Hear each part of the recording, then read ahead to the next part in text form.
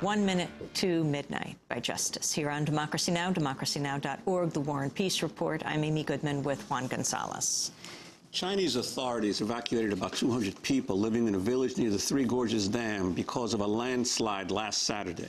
The village in central China is reportedly the last one that will be relocated to make way for the rising waters dammed by the $24 billion Three Gorges project. The Three Gorges Dam along China's Yangtze River is the world's largest hydroelectric project and is due to be completed in 2009. Widely touted as a feat of modern engineering, the dam was supposed to stop flooding along the river and provide clean energy to fuel China's economic boom. But it has also gained notoriety as an environmental and human catastrophe. In addition to concerns over pollution, the rising waters have also increased the number of landslides on the steep slopes around the reservoir. 35 people were killed in a landslide near the dam late last year. Last July, enormous waves caused by a landslide killed 24 farmers and fishermen. Adding to the human cost, nearly 1.5 million people have already been displaced by the dam. Up the Yangtze is a critically acclaimed new documentary about the social impact of the Three Gorges Dam. The film opens at the IFC Center in New York on Friday. This is an excerpt.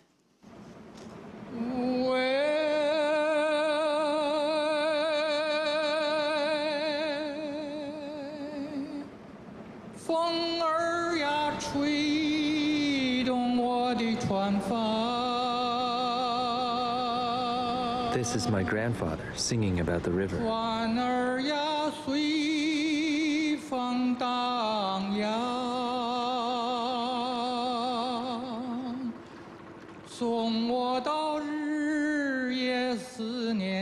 As the water rises, my grandfather's stories slowly disappear.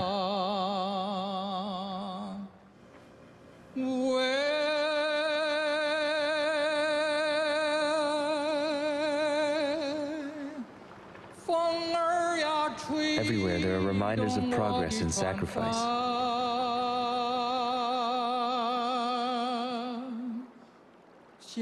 Signs mark the flood level, where the Yangtze will rise to 175 meters.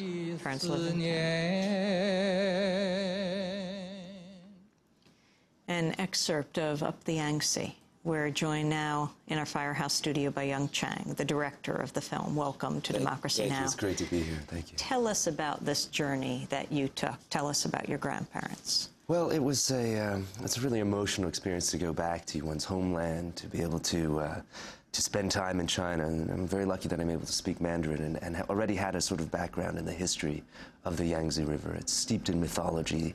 It's considered the lifeline of China. And to go into that world with that knowledge and then to see a sort of certain slice of reality on, I guess you could say, the front lines of what was happening because of this flooding made it for a very sobering experience for me. My grandparents, my grandfather's originally from Beijing, and he traveled with me on the Yangtze River in 2002, and that was where I first became inspired to tell this story of people affected by the Three Gorges Dam. It was, I don't know, it was a very emotional sort of process to be able to work with subjects who were directly going to be affected by the next flooding phase in 2006 when I shot the film. At the end of the day, it was a very emotional experience.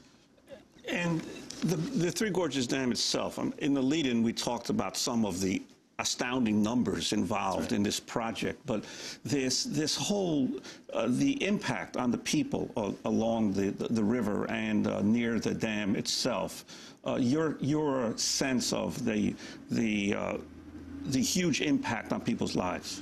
Well, I think that mega dam projects and around the world are certainly a problem, and I think in effect I think the long-term effect of mega dam projects can be damaging, and we're even seeing it here at the Three Gorges Dam, and for me to be working with a family, a peasant family who are living in abject poverty, who didn't receive compensation, who are not relocated.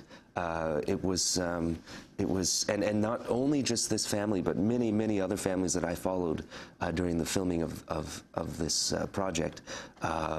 It was very, very revealing to me that the social damage the ecological damage far outweighed the benefits of what one may say can be incurred through a mega dam project. Explain the two people you follow in this film, Up the Yangtze. I follow a family whose daughter is sent to work on a luxury cruise ship.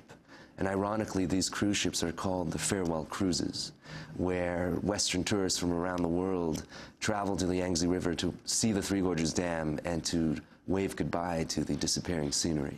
And ironically enough, underneath them, right below decks, are crew workers and employees whose families and lives are being directly affected by that flooding. So I follow a girl, 16 years of age, her name is Yung Chang, as she leaves to go to work on this cruise ship.